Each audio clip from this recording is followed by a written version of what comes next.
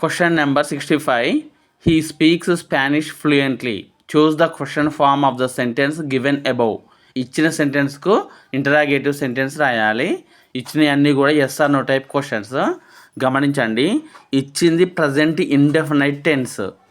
Okay, subject he ఉన్నది. He, she, ఇట్టులను third person singular numbers అంటారు. వీటికి డజ్ అనే హెల్పింగ్ వర్బ్ వాడాలి.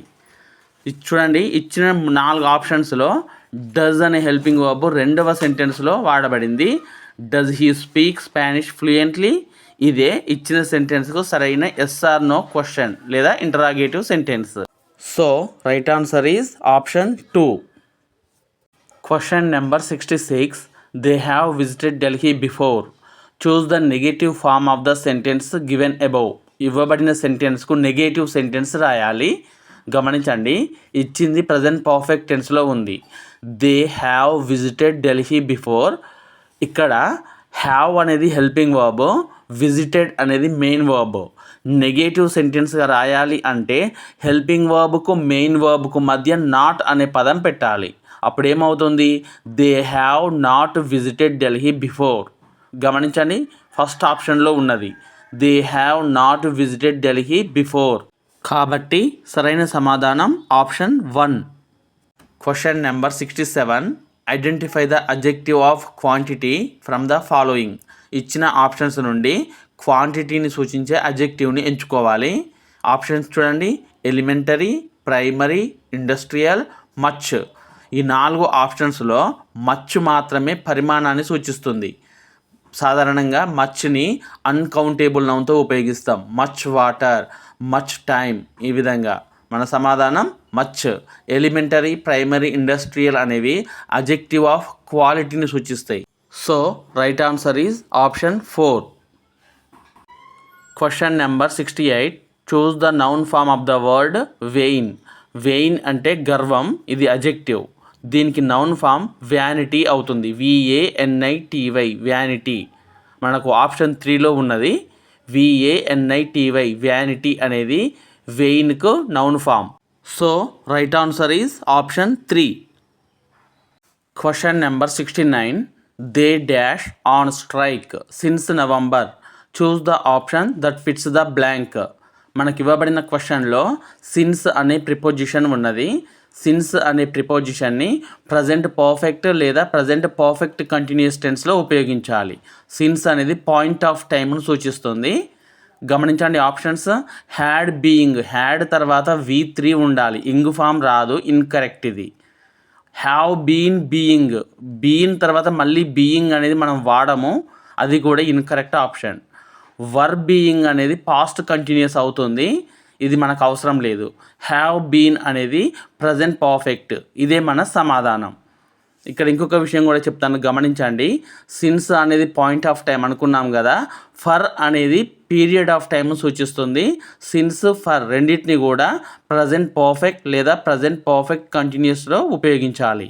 So right answer is option 4. Question number 70. Mother dash rest now. She always rests after lunch. Choose the option that fits the blank. మనం question జాగ్రత్తగా గమనిస్తే now అనే పదం ఉంది కదా, అది ప్రజెంట్ కంటిన్యూస్ టెన్స్లో ఉపయోగిస్తాం పని జరుగుతున్నప్పుడు. సో మనం ప్రజెంట్ కంటిన్యూస్ టెన్స్ ఉపయోగించాలి. ఆప్షన్స్ గమనించండి. హ్యాజ్ రెస్టెడ్, ఇది ప్రజెంట్ పర్ఫెక్ట్. ఈజ్ రెస్టింగ్, ఇది ప్రజెంట్ కంటిన్యూస్ టెన్స్, ఇదే మన సమాధానం. మదర్ ఈజ్ రెస్టింగ్ నౌ సరి అయిన సెంటెన్స్. వుడ్ రెస్ట్ అనేది గతంలో అలవాటుగా చేసే పనిని తెలియచేయడానికి వుడ్ ఉపయోగిస్తాం. ఈజ్ రెస్టెడ్ అనేది ప్యాసివ్ వాయిస్ అవుతుంది, మనకు అవసరం లేదు. మన సమాధానం is resting. So right answer is option 2. Question number 71. She is adapted dash changing times. Choose the preposition that fits the blank. గమనించండి, అడాప్టెడ్ అనే పదం తర్వాత టు అనే ప్రిపోజిషన్ రావాలి. కాలానుగుణంగా మారినప్పుడు, పరిస్థితులకు అనుగుణంగా మనం మారితే అడాప్టెడ్ టు అనే పదం ఉపయోగించాలి. She is adapted to changing times. మారుతున్న పరిస్థితులకు అనుగుణంగా ఆమె మారింది అని అర్థం. మన సమాధానం 2. అయితే బై అనే ప్రిపోజిషన్ కూడా వాడవచ్చు. ఎవరి ద్వారా మార్పు జరిగిందో తెలియజేయడానికి బై అనే ప్రిపోజిషన్ వాడాలి. The book was adapted by the writer చేత బుక్ మార్చబడింది. ఆ విధంగా ఎట్ అనేది అడాప్టెడ్ తర్వాత ఉపయోగించకూడదు. ఇన్ అనేది కొన్ని స్పెసిఫిక్ కండిషన్స్లో ఉపయోగిస్తారు. So right answer is option 3. Question number 72. He is dash a good house. Choose the option that fits the blank. Options గమనించండి. ఇన్ సెర్చ్ ఫర్ ఇది ఇన్కరెక్ట్గా ఇవ్వబడింది. సెర్చ్ ఫర్ ఉంటుంది కానీ ఇన్ సెర్చ్ ఫర్ ఉండదు. ఆన్ సెర్చ్ ఆఫ్ ఇది కూడా ఇన్కరెక్ట్గా ఇవ్వబడింది. On search for ఇది కూడా కాదు. ఇన్ సెర్చ్ ఆఫ్ ఇది సరి అయినది. ఇన్ సెర్చ్ ఆఫ్ అంటే ఒకదాని కోసం వెతకడం. He's in search of a good house. అతడు ఒక మంచి ఇల్లు కోసం వెతుకుతున్నాడు. మన సమాధానం in search of. So right answer is option 4. Question number 73. Select the word containing a silent C. C సైలెంట్గా ఉన్న వర్డ్ ఐడెంటిఫై చేయాలి. గమనించండి. Carrot, civic, muscle, circus. ఇచ్చిన 4 ఆప్షన్స్లో మజిల్లో ఉన్న సి సైలెంట్గా ఉన్నది. ఇదే మన సమాధానం. So option 3 is right answer. Question number 74. Choose the correct list of words in alphabetical order. Options గమనించండి. Box, beach, both, black. Words అన్నీ కూడా బి లెటర్తో ప్రారంభం కావడం జరిగింది. మనం సెకండ్ లెటర్ చూడాలి. బిఓ ఉన్నది, తర్వాత బిఐ ఉన్నది. గమనించండి. ఐ తర్వాత ఓ వస్తుంది కాబట్టి 1వ ఆప్షన్ ఇన్కరెక్ట్. రెండవ చూడండి. బిచ్, బ్లాక్, బోత్, బాక్స్ ఇది సరిగ్గా ఉన్నది. So right answer is option 2. Question number 75. Do you know the time? Yes dash clock in dash hall has just stuck 9. Choose the option that fits the blanks in the sentence above. గమనించండి. ఇది ఆర్టికల్స్కు సంబంధించిన ప్రశ్న. ఏని indefinite article అని, దాని definite article అని అంటాం. ఇక్కడ క్లాక్ అనేది డెఫినెట్గా చెప్తున్నాం, అంటే హాలులో ఉన్న గడియారం అని చెప్తున్నాం కాబట్టి డెఫినైట్ ఆర్టికల్ దాన్ని ఉపయోగించాలి. ఏ క్లాక్ అంటే ఎనీ క్లాక్, ఏదో ఒక క్లాక్ అని అర్థం వస్తుంది. నెక్స్ట్ హాల్ ముందు మనకు తెలిసిన హాల్ కాబట్టి ద అని ఉపయోగించాలి. తెలియనిది ఏదో ఒక హాలు అన్న సందర్భంలో ఏ ఉపయోగించాలి. సో 2 బ్లాంక్స్లో కూడా ఉపయోగించవలసిన articles the. So right answer is option 1. Question number 76. Padma is dash taller one of the 2 sisters. Choose the article that fits the blank. ఇక్కడ ఒక విషయం గమనించండి. జనరల్గా మనం సూపర్లేటివ్ అడ్జెక్టివ్స్ ముందు ద అనే ఆర్టికల్ ఉపయోగిస్తాం. ద క్లెవరెస్ట్, ద టాలెస్ట్ అని ఉపయోగిస్తాం కదా. అయితే మనకి ఇవ్వబడిన సెంటెన్స్లో 1 ఆఫ్ ద 2 అని ఉంది కదా. ఇక్కడ ఆఫ్ ద 2 అనే ఒక స్పెసిఫిక్ రూల్ ఉన్నది. కంపారిటివ్ డిగ్రీలో ఆఫ్ ద 2 అని వచ్చినప్పుడు కంపారిటివ్ అడ్జెక్టివ్స్ ముందు ద అనే ఆర్టికల్ ఉపయోగించాలి. Padma is the taller one of the 2 sisters అనేది మన సమాధానం అవుతుంది. ఒకవేళ 1 ఆఫ్ ద 2 అని లేకపోతే, అంటే ఆఫ్ ద 2 అనే పదం లేకపోతే మనం ద అనే ఆర్టికల్ ఉపయోగించకూడదు. Padma is taller than her sister అనాలి. గుర్తుంచుకోండి. ఆఫ్ ద 2 అని ఉంటే కంపారిటివ్ అడ్జెక్టివ్స్ ముందు ద అనే ఆర్టికల్ ఉపయోగించాలి. సో మన సమాధానం the. So right answer is option 2. Question number 77. The essay of studies was written by. Options గమనించండి. Immanuel Kant, Francis Bacon, Soren Kierkegaard, Friedrich Nietzsche. Of స్టడీస్ను రచించింది ఫ్రాన్సిస్ బేకన్. ఇతడు బ్రిటన్కు చెందిన ఫిలాసఫర్ మరియు ఆథర్. ఫ్రాన్సిస్ బేకన్ ఇంకా of friendship, of truth, of revenge, of parents and children అనే essays కూడా రాస్తాడు. 1వ ఆప్షన్ ఇమ్మాన్యుయల్ కాంట్ ఉన్నాడు కదా, ఇతను జర్మనీకి చెందిన ఫిలాసఫర్. సోరెన్ కిర్కెగార్డ్ ఇతడు డెన్మార్క్కి చెందిన రచయిత. ఫ్రెడరిక్ నీషే ఇతడు జర్మనీకి చెందిన philosopher. So right answer is option 2. Question number 78. The well known Indian short story writer who authored the fight is. The fight అనే షార్ట్ స్టోరీని రచించిన ఇండియన్ రైటర్ ఎవరు? సమాధానం రస్కిన్ బాండ్, మూడవ ఆప్షన్లో ఉన్నది. అదే మన సమాధానం. రోల్డ్ దాల్ ఇతడు బ్రిటన్కు చెందిన రైటర్. యాంటోన్ చెకోవ్ రష్యాకు చెందిన ఆథర్. సోమర్సెట్ మామ్ ఇతడు బ్రిటన్కు చెందిన writer. So right answer is option 3. Question number 79. One of the key elements of a precis is. Precis రైటింగ్కి సంబంధించి ఒక ముఖ్యమైన నియమం గమనించండి. Providing personal opinions. ప్రీసీ రైటింగ్లో పర్సనల్ ఒపీనియన్స్ రాయకూడదు, ఇది సరైనది కాదు. Including additional information not present in that original text. Original టెక్స్ట్ను కుదించి రాయాలి తప్ప అడిషనల్ ఇన్ఫర్మేషన్ రాయకూడదు, ఇది కూడా కాదు. Using complex vocabulary to impress రీడర్స్ని ఇంప్రెస్ చేయడం కోసం మనం కాంప్లెక్స్ వొకాబులరీ ఉపయోగించాం ప్రీసీ రైటింగ్లో, ఇది కూడా కాదు. Maintaining the original authors tone and style, ఇది సరి అయినది. So right answer is option 4. Question number 80. Identify an important theme commonly found in autobiographies. Autobiographies అంటే ఎవరి జీవిత చరిత్రను వారే రాసుకుంటే దాన్ని ఆటోబయోగ్రఫీ అంటారు. ఈ ఆటోబయోగ్రఫీలో ఉండే ముఖ్యమైన థీమ్ ఏది? చూడండి, ఫాంటసీ అంటే ఇమాజినేషన్, డ్రీమ్. ఆటోబయోగ్రఫీ అనేది ఫిక్షన్ కాదు కాబట్టి అందులో మనం ఫాంటసీని యాడ్ చేయకూడదు. రెసిలియన్స్ అంటే పట్టుదల, కష్టాల నుంచి గట్టెక్కడం. మనం ఆటోబయోగ్రఫీలో రచయిత పొందిన కష్టాల నుంచి ఏ విధంగా గట్టెక్కిండనేది వివరిస్తాం కాబట్టి ఇదే సరైన సమాధానం. అన్రియలిస్టిక్ ఎక్స్పెక్టేషన్స్ అంటే వాస్తవానికి దూరంగా ఉండే గోల్స్ ఏర్పరచుకోవడం, ఇది సరైనది కాదు. Lack of personal growth.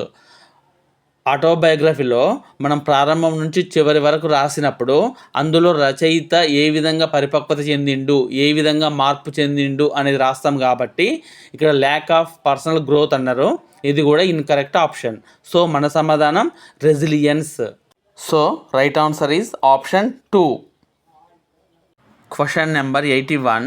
Identify the incorrect role of a curriculum of educators. Curriculum యొక్క పాత్రకు సంబంధించి ఒకటి ఇన్కరెక్ట్ ఆప్షన్ ఉన్నది, ఐడెంటిఫై చేయాలి. గమనించండి. Guiding teachers in instructional methods. ఉపాధ్యాయులకు మార్గనిర్దేశం చేస్తుంది, ఇది సరి అయినదే. Reducing the need for systematic teaching approaches. క్రమబద్ధమైన బోధనను తగ్గిస్తుంది అని ఉంది, ఇది ఇన్కరెక్ట్. మనల్ని అడిగింది కూడా ఇన్కరెక్ట్ ఆప్షనే కాబట్టి ఇదే మన సమాధానం. Setting expectations and benchmark for learning, ఇది సరి అయినదే. Facilitating student access to ignore academic experiences, ఇది సరి అయినదే. సో మన సమాధానం reducing the need for systematic teaching approaches. So right answer is option 2. Question number 82. Identify the main factor that contributes to the diversity of English dialects.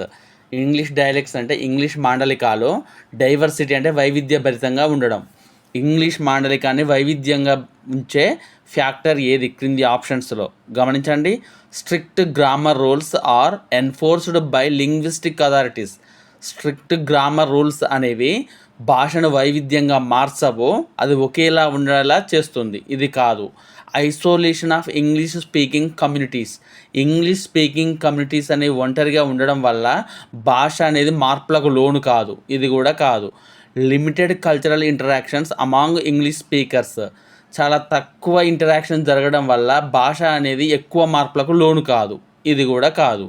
Historical, regional and social. ఇక్కడ గమనించండి, చారిత్రక, ప్రాంతీయ మరియు సామాజిక ప్రభావాలు అనేవి లాంగ్వేజ్ మీద ఉంటుంది, ఇది సరైన సమాధానం.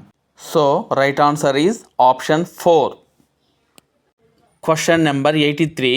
One of the following is not an objective of the skill of reinforcing. పునర్బలనం కలిగించే నైపుణ్య లక్షణం కానిది ఏది క్రింది ఆప్షన్స్లో? గమనించండి. Encouraging pupils towards positive behaviour, ఇది సరి అయినదే.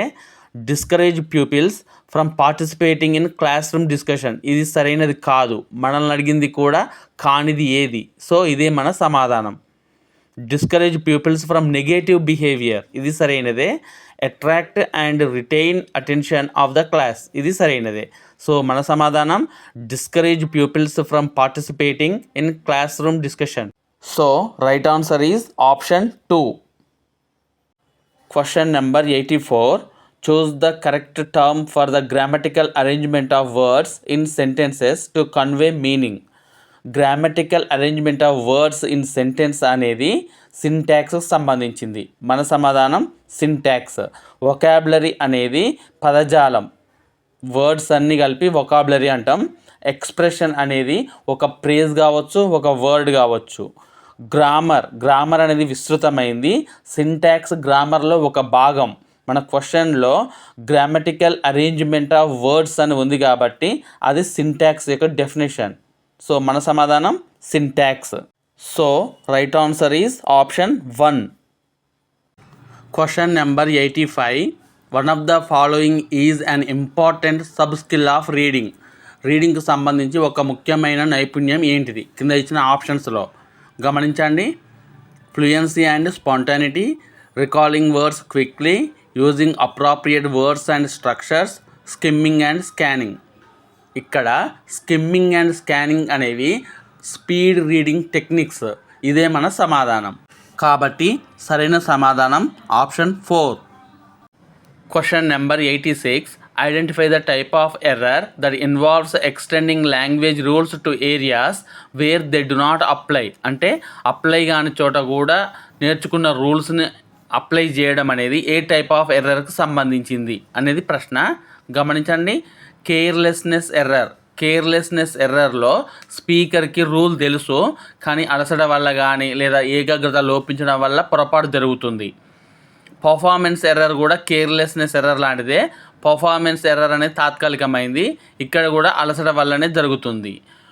ఓవర్ జనరలైజేషన్ ఆఫ్ ఎర్రర్స్ అనేది నేర్చుకున్న విషయాలని అవసరం లేని వాటికి కూడా అప్లై చేస్తూ ఉండడం.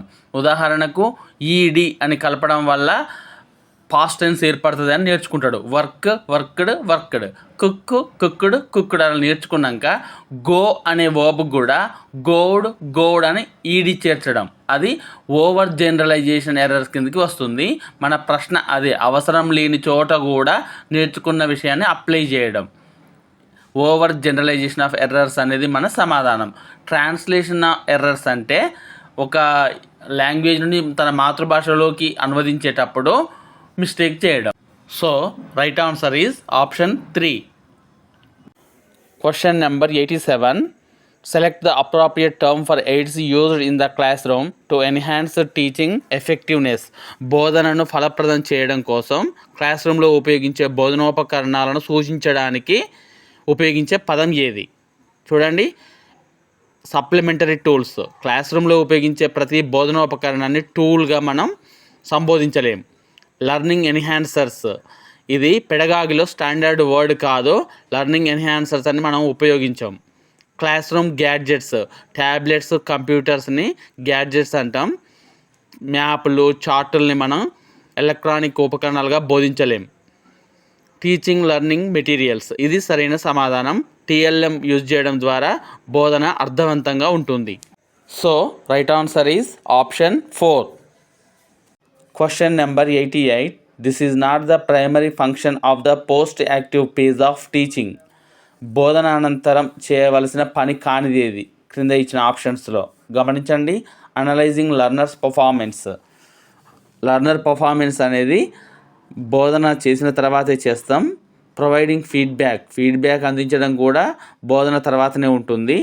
రిఫ్లెక్టింగ్ ఆన్ లెర్నింగ్ ఎక్స్పీరియన్సెస్, బోధనానుభవాలు పంచుకోవడం అనేది కూడా post active phase of teaching. Identifying objectives అంటే లక్ష్యాలు నిర్ణయించుకోవడం, స్పష్టీకరణలు నిర్ధారించుకోవడం అనేది బోధనకు ముందే చేస్తాం. సో మన సమాధానం ఐడెంటిఫైయింగ్ ఆబ్జెక్టివ్స్ అనేది post active phase of teaching కాదు. So right answer is option 4.